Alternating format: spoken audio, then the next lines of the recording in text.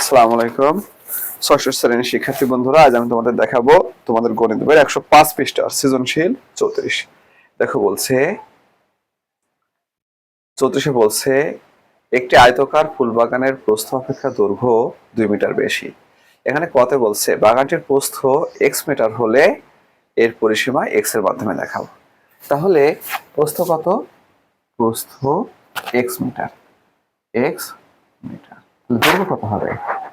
দৈর্ঘ্য হবে x plus 2 metre. এখানে স্পষ্ট বলছে যে প্রস্থ অপেক্ষা দৈর্ঘ্য 2 মিটার বেশি, তাহলে পরিসীমা কত?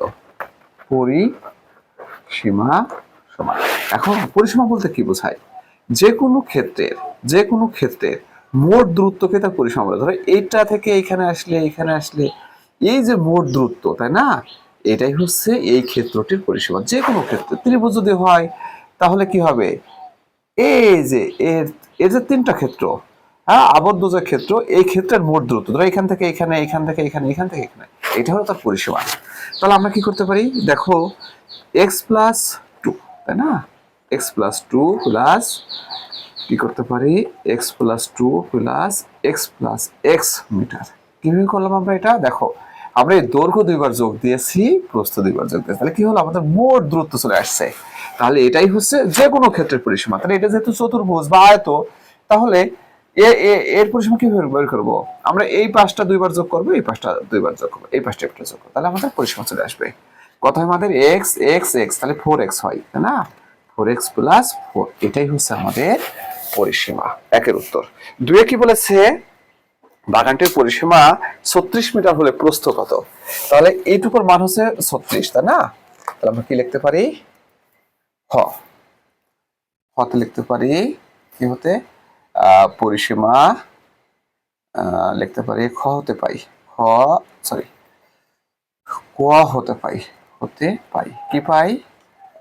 যে 4x প্লাস 4 সমান 36, কারণ কি পরিসীমা সমান পরিসীমা লিখলাম, তাই না? বা 4x সমান কত হয়? তোমার 36 বিয়োগ 4, বা 4x সমান কত হয়? 32। ওকে, তাহলে আমরা লিখতে পারি যে বা x সমান কত? 32 ভাগ 4, তাই না? দেখো এইভাবে আমরা x এর মান বের করতে পারি, কারণ কি পরিসীমা সমান পরিসীমা। তাহলে এখানে আমাদের এই লাইনটা উপরে লিখি, দেখো কি হয়? অতএব x সমান কত হয়? 4 × 32 8, তাই না? আমরা লিখতে পারি অতএব প্রস্থ সমান কত? 8 মিটার। ওকে, x এর মান হচ্ছে 8, এইটি হচ্ছে আমাদের কত? প্রস্থ। এখন দেখো গতে কি বলছে? বাগানটি পরিষ্কার করতে মোট 320 টাকা খরচ হলে প্রতি বর্গ মিটার পরিষ্কার করতে কত খরচ পড়বে? তাহলে বর্গ মিটার বলছে, ক্ষেত্রফল বের করতে হবে। আমরা তো প্রস্থ পেয়েই গেছি, তাই না? এবার লিখবো আমরা দৈর্ঘ্য সমান, কি হবে? 8 প্লাস 2 মিটার কত হবে? 10 মিটার। এবার আমরা খ কেটে দিলাম। দেখো 10 মিটার যদি পাই, কত? 10 মিটার। এখন দেখো আমরা ক্ষেত্রফল বের করতে পারবো। ক্ষেত্রফল, আয়তের ক্ষেত্রফল সমান কি? দৈর্ঘ্য গুণ প্রস্থ, দৈর্ঘ্য গুণন প্রস্থ, দেখো বর্গ মিটার, তাই না? সমান কত হয়? 80 বর্গ মিটার। তাহলে আমি লিখতে পারি 80 বর্গ মিটারে খরচ হয় কত টাকা? 320 টাকা। অতএব 1 বর্গ মিটারে খরচ হয় 320 ভাগ 80 টাকা সমান 4 × 32 4 টাকা। দেখো প্রতি বর্গ মিটারে 4 টাকা খরচ হয়। ঠিক আছে, এবার আমি তোমাদেরকে দেখাবো এই বইয়ের 25 নম্বর অঙ্কটি। দেখো এখানে বলছে 3টি ক্রমিক স্বাভাবিক সংখ্যার যোগফল 24, সবচেয়ে ছোট সংখ্যাটি x হলে অপর দুটি সংখ্যা x এর মাধ্যমে দেখাও। আসলে ক্রমিক সংখ্যা কি? ক্রমিক সংখ্যা হলো পরপর সংখ্যা। যেমন দেখো 4 এর পরে কিন্তু 5, 5 এর পরে 6, 6 এর পরে 7, এই যে ধারাবাহিকতা, এটাই হচ্ছে ক্রমিক সংখ্যা, তাই না? তাহলে আমরা 35-এর ক কি লিখতে পারি যে প্রথম ক্রমিক সংখ্যা তো দেওয়াই আছে, ক্রমিক সংখ্যা সমান এক্স। তাহলে দ্বিতীয় ক্রমিক সংখ্যা কত হবে? দ্বিতীয় ক্রমিক সংখ্যা এক্স প্লাস ওয়ান, কারণ ক্রমিক সংখ্যা সবসময় এক এক করে বাড়ে। দেখো 7, এরপরে 8, এরপরে 9, প্রত্যেক ক্ষেত্রে কিন্তু এক যোগ হচ্ছে, প্রত্যেক ক্ষেত্রেই আগের সংখ্যার সাথে এক যোগ হচ্ছে, তাই না? এভাবে আমরা ক্রমিক সংখ্যা পেয়ে থাকি। তাহলে দেখো তৃতীয় ক্রমিক সংখ্যা কত হবে? X plus 2। এটা আমাদের তিনটা ক্রমিক সংখ্যা দেখালাম এক্স এর মাধ্যমে। এবার বলছে দেওয়া তথ্যের ভিত্তিতে সংখ্যা তিনটি নির্ণয় করো। তাহলে আমরা কত কি করব? প্রশ্নানুসারে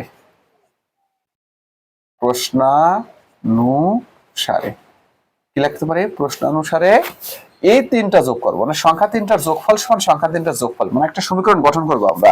যেহেতু সমান চিহ্ন দেব, সেই ক্ষেত্রে উভয় পাশই সমান হইতে হবে। X plus x plus 1 plus x plus 2 সমান দেখো 24।